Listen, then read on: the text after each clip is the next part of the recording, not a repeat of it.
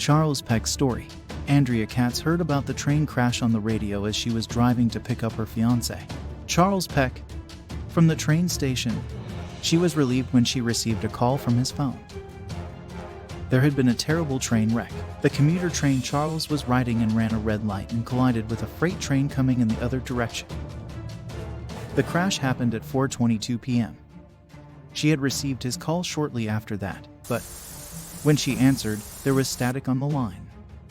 She had hoped he was all right, but now she panicked as she thought he might be trapped under the rubble trying to reach someone for help. Other friends and family members of Katz also received calls. After the crash, Peck's phone placed calls to his son, sister, brother, and stepmother. The answered calls were all met with the same static. In total, his phone made 35 calls. The rescue team used those calls to find Charles' body.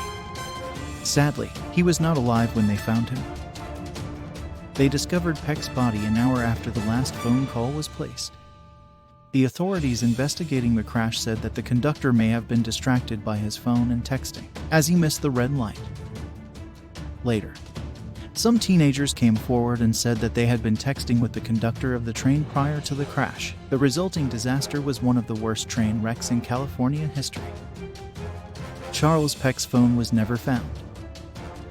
Had Charles been reaching out from beyond the grave to say goodbye to his family, friends, and loved ones? Or was it just a glitch in cell phone technology? And if so, where was his phone? Unfortunately, we will never know. The old-fashioned phone. In 1969, a young man named Carl rented a cottage by the coast for his vacation. There was an old-fashioned phone in his room that suddenly began ringing at 11:13 p.m. Who calls a cottage phone at 11:13 p.m.? He tried to ignore it, but it was so annoying that he answered the phone to hear his dad's voice. "There you are, Carl." And then he continued, "Call your mother. She has a message for you and she has been trying to reach you." Carl asked to speak to his mother, thinking she was with his father. His father said, "She's not here, Carl." Then Carl asked, "Where are you?" The voice replied, "It's a very beautiful place. Be sure and call your mother.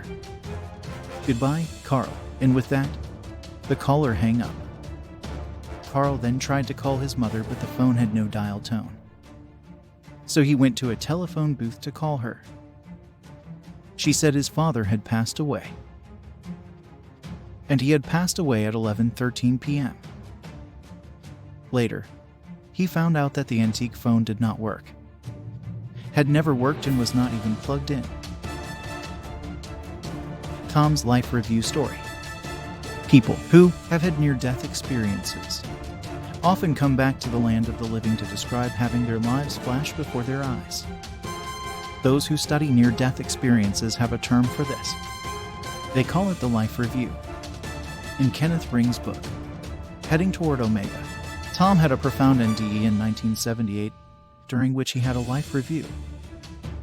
What follows is an excerpt from his book, which was taken from Raymond Moody's Life After Life blog. I have a friend who, when growing up, was kind of a roughneck. He had a hot temper. He was always getting into scrapes. One day he was driving his truck through the suburb in the town where he lived, and he almost hit a pedestrian.